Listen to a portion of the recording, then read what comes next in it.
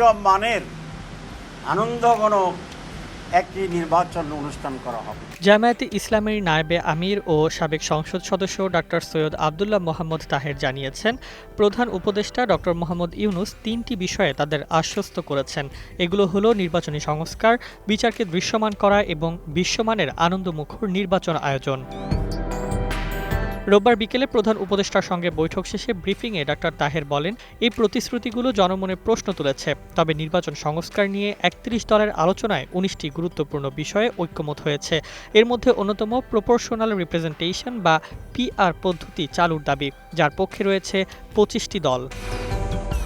ওয়ালটন এখন দেশের সীমানা পেরিয়ে পৌঁছে গিয়েছে ৫০টিরও বেশি দেশে। ওয়ালটন, ঘরে ঘরে, বিশ্বজুড়ে। তিনি বলেন, লোয়ার হাউস ও আপার হাউস ২ স্তরেই পিআর প্রত্যাবর্তন করতে হবে। এতে রাতের ভোট জালিয়াতি ও ভোট ডাকাতি রোধ হবে। একই সাথে আধুনিক ও স্বচ্ছ নির্বাচন ব্যবস্থা প্রতিষ্ঠিত হবে। সরকারকে সতর্ক করে ডক্টর তাহের বলেন, অধিকাংশ দলের মত উপেক্ষা করে যদি কয়েকটি দলের চাপে পুরনো পদ্ধতিতে ভোট হয়, তবে তা নতুন সংকট তৈরি করবে এবং পুরো প্রক্রিয়াকে প্রশ্নবিদ্ধ করবে। তিনি স্পষ্ট করে জানান, ফেব্রুয়ারিতেই নির্বাচন চান তারা, তবে সেই নির্বাচন হতে হবে সব দলের সম্মতি, অংশগ্রহণ ও সন্তুষ্টি নিশ্চিত করে। তাহলেই হবে অবাধ, সুষ্ঠু ও উৎসবমুখর নির্বাচন। সম্প্রতি নুরুল হক নূরের ওপর হামলার প্রসঙ্গে ডক্টর তাহের বলেন, এ ধরনের বর্বর আক্রমণ দেশের গণতান্ত্রিক যাত্রার জন্য বড় হুমকি।